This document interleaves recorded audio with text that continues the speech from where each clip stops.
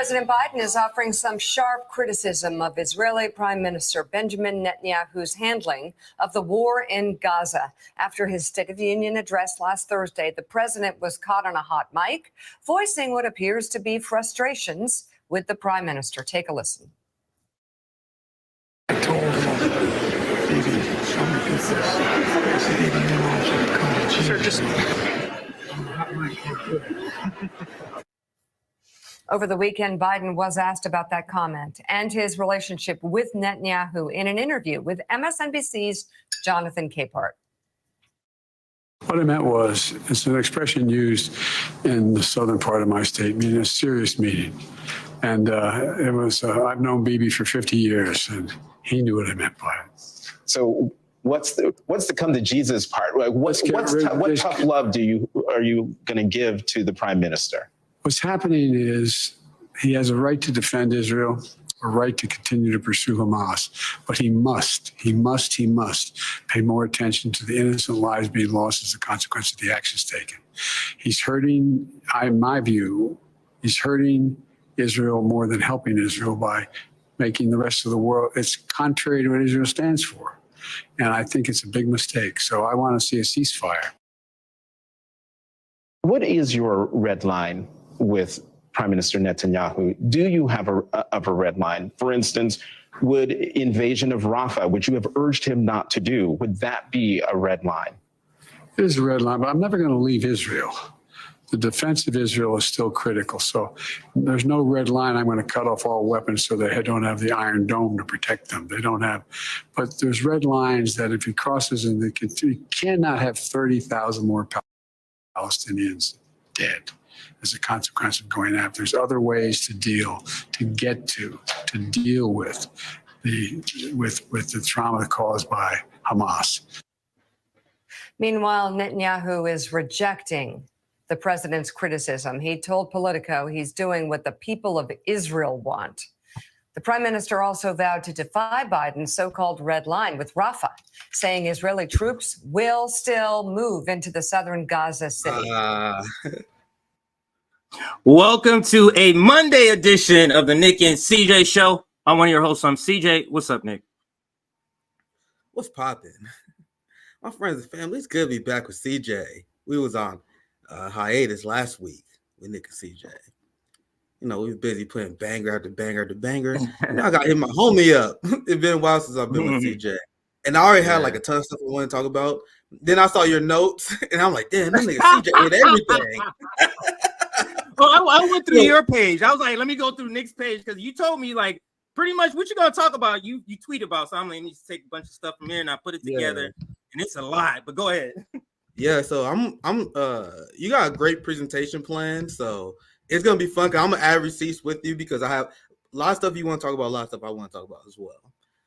Also gonna be live at with Nick and Knight tomorrow evening to cover whatever that we don't cover in detail today. So it's all good. I'm gonna be chilling, watching your presentation, and I'm gonna have a lot to say, as I always do. But I have a question for you guys, and this is like the bullshit fake story that they're putting out there. I'm asking you guys in the chat, what does this mean? What does this headline mean? This headline makes no fucking sense, but this is the bullshit they have been spinning with a straight face. Biden breaks with Netanyahu, but sticks with Israel. CJ, we have grown-ass men, people who are considered serious by the professional managerial class. Like, these are the people with degrees. These are the people that Mediaite will rank more reliable than RBN, right? But with a straight face, they pretend that there's a difference between Netanyahu and Israel. What does it mean to break with Netanyahu while you're still supporting his genocidal campaign? You had Netanyahu's opposition that said that they are with Netanyahu 100% during his genocide.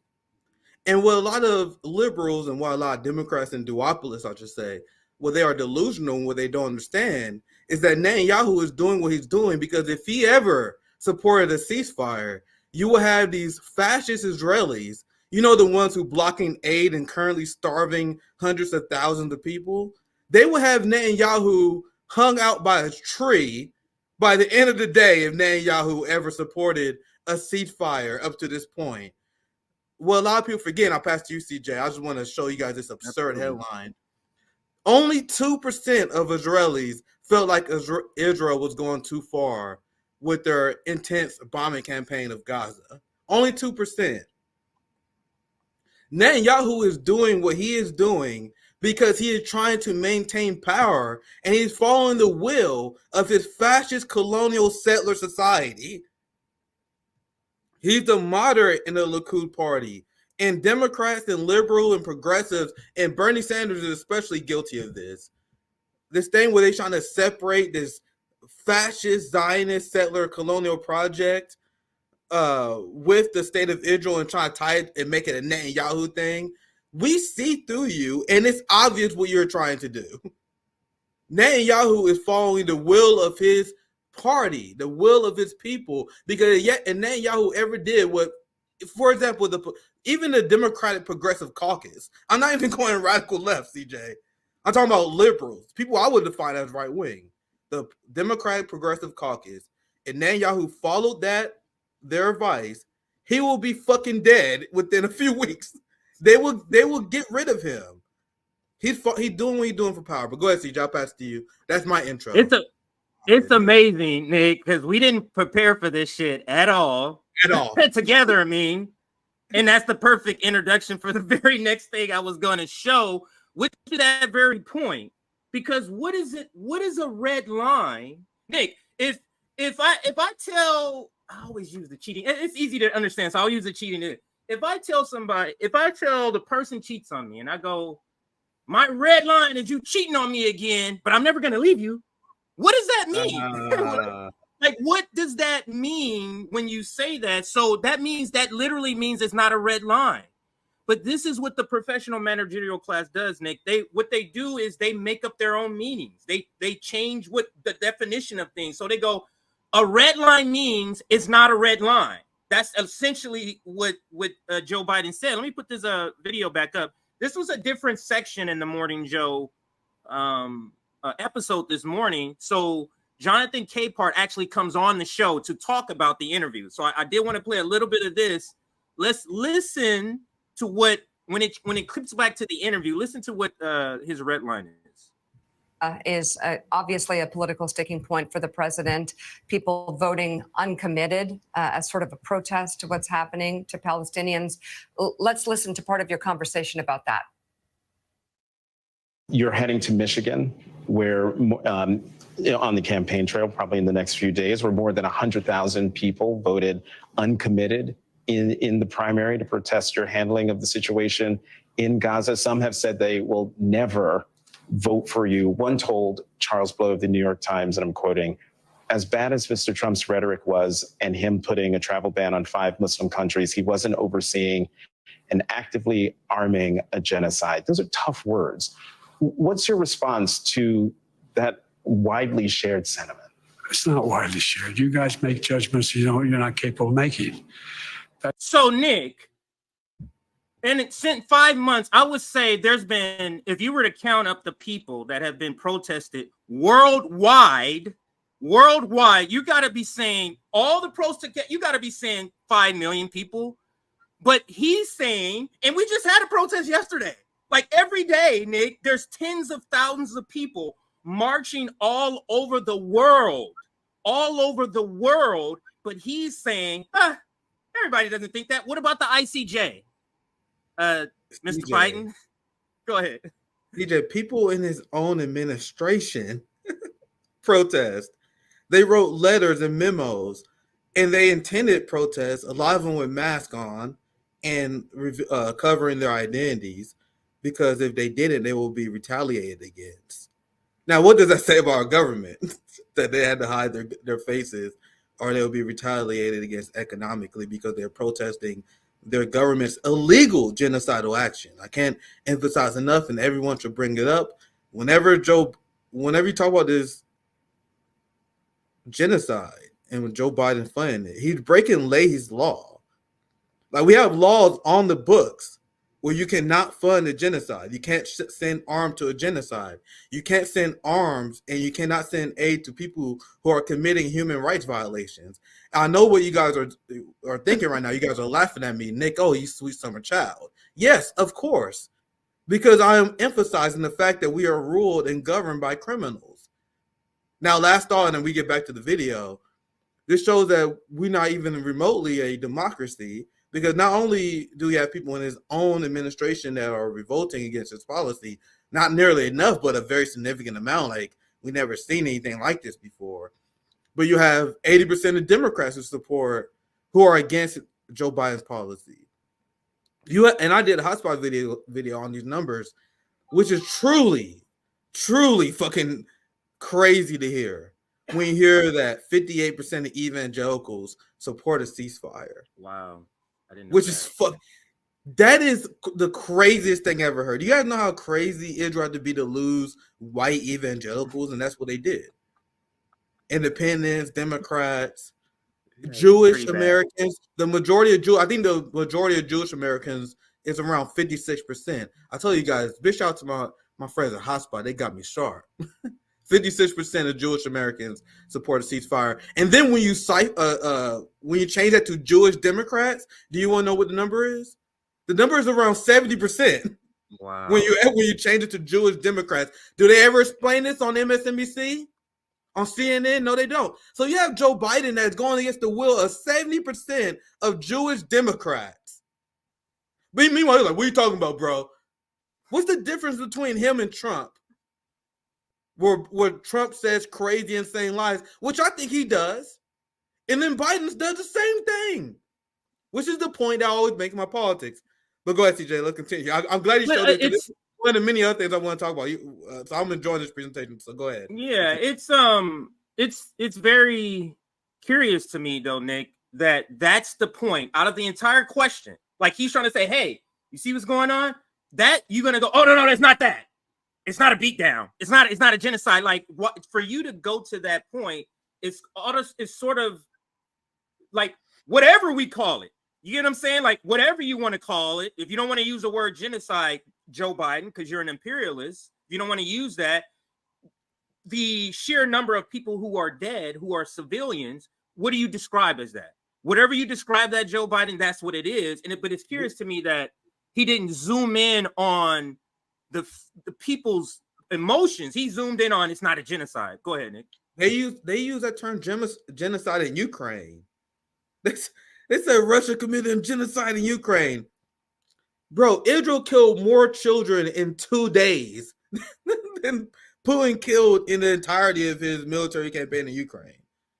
The amount of children that Putin was accused of kidnapping is less than the amount of children that was murdered by Israel. You guys see how they're changing the meaning of words, which we are not allowing to happen. If this is not a genocide, then what is? Exactly. You don't wait until a genocide is over to speak out against it. The dumbest people in politics, the most malicious people in politics are the people like, oh my God, look, you see these pictures of all these Palestinians? Look, how can you say they're a genocide? There's still people there. As if you wait until the genocide is over, until everyone's dead to speak out against it. The intent is clear. The statements provided by South Africa to the court made their intentions clear. The intentions of American senators are clear when they say bye-bye Palestine, for example. So you need intent and you need an act. And the act and the intent is clear. So everyone who says it's not genocide, they themselves are being pro-genocide because they're providing genocide propaganda, genocide denial. These people are Nazis. They are doing the same Holocaust denial, genocide denial that has been considered disgusting and grotesque my entire life. But let's continue. You can continue, CJ. Yeah, and just to drive home the point, this is a good place to insert this headline. Israeli human rights groups, Nick, they also accuse the country of failing to abide by the ICJ's Gaza aid ruling. This is 12 prominent organizations signed an open letter criticizing lack of humanitarian access, for example. So to counter sort of what Joe Biden's saying, let me just read a little bit of this that I snipped from the article. 12 of Israel's most prominent human rights organizations have signed an open letter accusing the country of failing to comply with the International Court of Justice, the ICJ, provisional ruling that it should facilitate access of humanitarian aid in Gaza. The court in The Hague made the number of legal requirements of Israel when it issued a provisional ruling in late January in response to South Africa's complaint, accusing the state of committing genocide in its military campaign in Gaza. Now, listen to this part. The requirements included taking all measures to prevent international harm to civilians. That's not happening. Facilitating immediate humanitarian aid to the Gaza Strip. They have a blockade, Nick. Preventing and punishing direct and public incitement to genocide, and preserving evidence of any wrongdoing, wrongful acts committed during the country's war against Hamas. So that's all I need to read there. But to drive home the point of what Joe Biden was trying to deflect from, this is a genocide. South Africa brought the case. There's hundreds of thousands of people literally every single week in the streets protesting. It is, but this speaks to messaging, Nick. When they always say messaging, this is what it means. Just to tweak a word here. You're not changing policy. Tweak a word here, tweak a word there to get the listener to believe that you have a change of heart, that you're a good person and you're trying so hard. Does anybody really believe that Joe Biden is trying to do anything as he sends over 100+ secret weapon cells to Israel? It's just simply unbelievable. But we can continue with the video just a little bit. We're not playing a lot. A lot of video content is just very short video, but let's listen. That's not what all those people said. What they said was they're very upset, and I don't blame them for being upset. There are families there. There are people who are dying. They want something done about it. And they're saying, Joe, do something.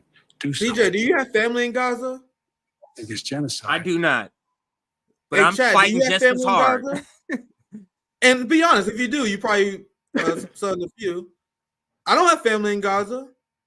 Never, but you don't need to have family in Gaza. What does it say about this psychopath? What does it say about liberalism? That they assume the only people who are furious about a genocide, a whole ass genocide, people starving if they are related to them. Oh, you must be a Muslim if you're upset. Oh, you must be a Palestinian. Was it all Muslims? Was it all Muslims at the Oscars last night? Is it all Muslims in the London protests? Is it all Muslims in Ireland? Like, what are they talking about? It's like, this is so easily disproved. I would argue that is, as far as in non-Arab and Muslim countries, in every other country, the vast majority of people who are protesting, who are against it, aren't Arabs and Muslims. It's just regular people with a conscience, Nick. A regular people with a heart who say, hey, man, stop killing babies. Hey, man, that pregnant lady, she needs some anesthesia. Hey, man, stop dropping bombs on hospitals. It is the disconnect. And I'm telling you, to me, it goes, it's still, it's the DNA of white supremacy. It's in the DNA of the United States. It cannot be removed. The framing of other people and these atrocities, it's never going to be accurate because the DNA, our DNA strand is filled with white supremacy DNA.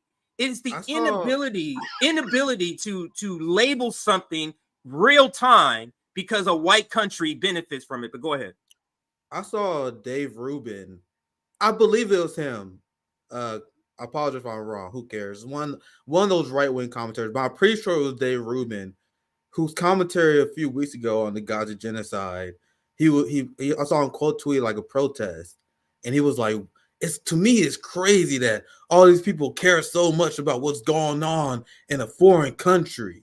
Like, seems like, and he was implying like it was like funded by someone, like as if like George Soros like it was funding anti-protest. He like, man, this gotta be like some sort of fucking fake AstroTurf shit, because no one really cares about foreign policy like this. It doesn't seem natural. He got roasted in the comments by not enough right wingers, I don't think, because the entirety of the right been exposed by this genocide, and Dave Rubin and his grift are one of them, where he was like, why can people care about this? You guys see how Biden and Dave Rubin and the right, how connected they are with, they can't even understand to their core.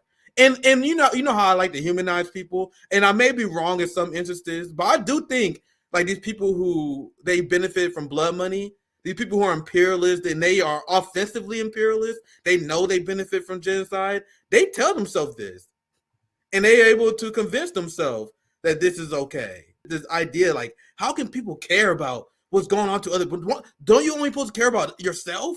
Don't you only care about yourself? Like, why don't people care about that stuff?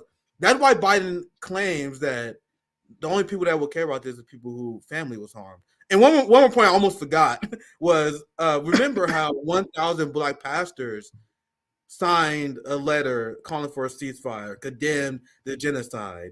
58% of evangelicals and fam. If there's any other stat you need to memorize, it's this fucking one. And I'll be watching this because that destroys their fucking point. We watch corporate media and we watch. It is amazing. They did the State of the Union, then they all pivoted to just lockstep, like a march. This is one of those things. The propaganda, bro. The State of the Union. Go ahead. All right, CJ, to this point, the State of the Union shit, bro. I know a lot of people quit like corporate media a long time ago, but it's almost fascinating to me because I did too. For the people who quit, I feel like they don't understand how bad it is now. Like how coordinated it is. And I may be wrong, man. If I'm a sweet summer child, let me know.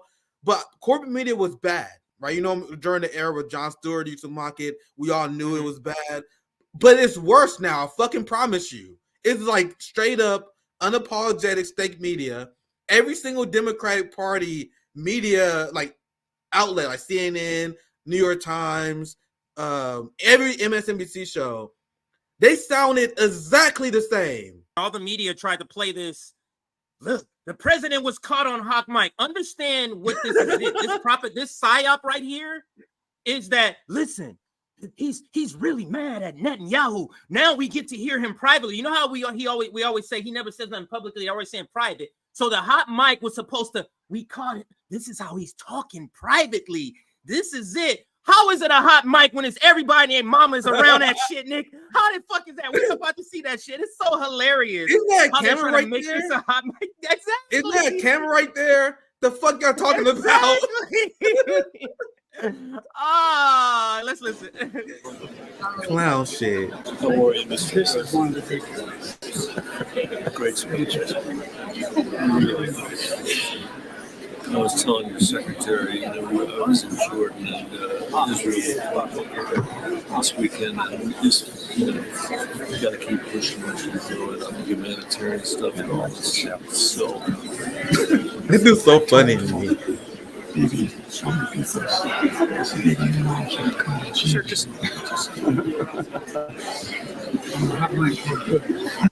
Now I can hear him, but you got to listen very intently.